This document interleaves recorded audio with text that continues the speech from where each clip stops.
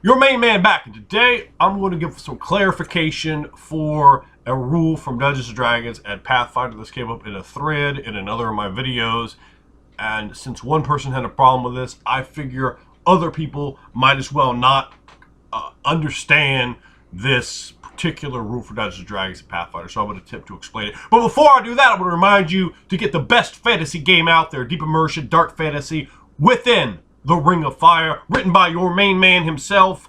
It has all the RPG delight that you desire, written for those that love role-playing games. Go pick it up at Experience the World of Kavega Thale. You can get it on drive-through-rpg.com.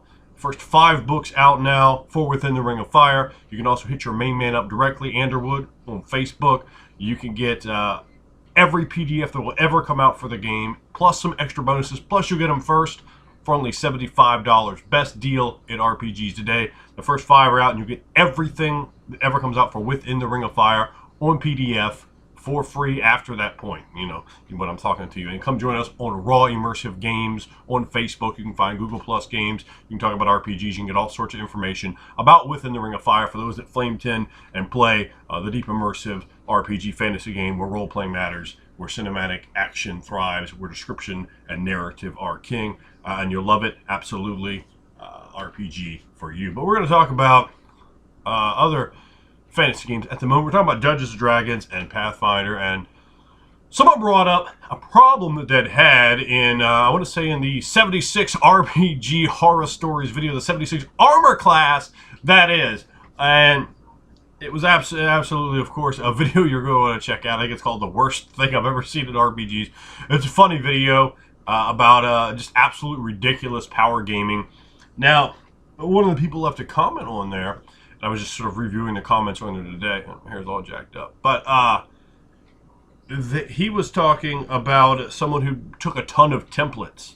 All right, let me explain how templates, and I have in my hands here, just with the first book I went to my shelf, for 3.5, 3.0, actually I have all of the standard monster books. I have one Monster Manual 1 through 5 and Fiend Folio, and I have the Forgotten Realms one too. I know there's like Kingdoms of Calamar and stuff like that. I don't have those, but beyond these, I have a bunch of other monster manuals. I don't know why I need so many. It doesn't seem like I do. But all the same, I have them. So this is what I just happened to pull out. And in here we have half Fey, half Illithid, which I've actually used before. I think it's kind of interesting. The half Illithid, and the half what is it? A half Troll, I think. All right. Now this is important to understand. You, as a character, are a whole. Half of a whole is 50%. You are, as a whole, 100%. So if you were to say, try to make a half troll, half illithid, half fey, you could not do that. That in alone, and by itself, would be 150%. And that is not including the other 50%, which is the base to which you attach that. Halves cannot be added to other halves. You could certainly be a fey troll, but you would need to attach one template to the other.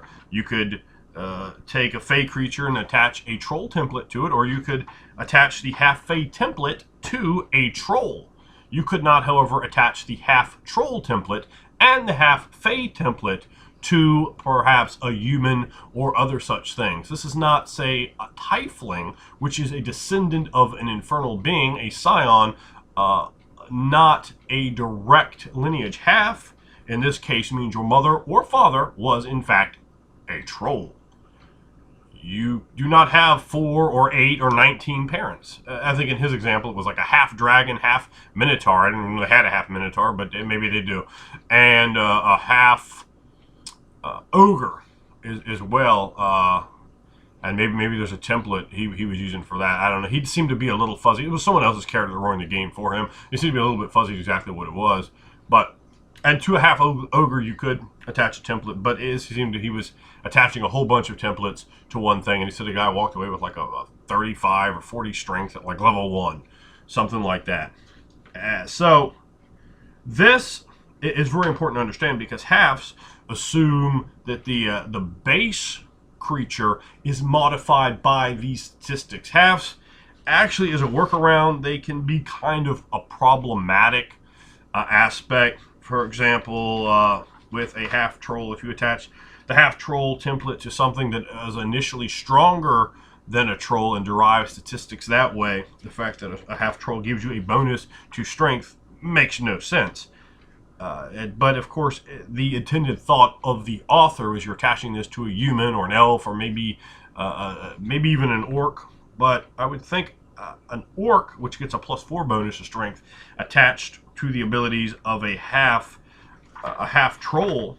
And I'm going to read off some of the adjustments here. The ability adjustments are as follows: for a half troll, +6 strength, +2 dex, +6 constitution, -2 intelligence, -2 charisma. So that would seem a bit odd to me, that if you were the half orc, half troll would have a +10 to strength, whereas a half human, half troll would have a +6.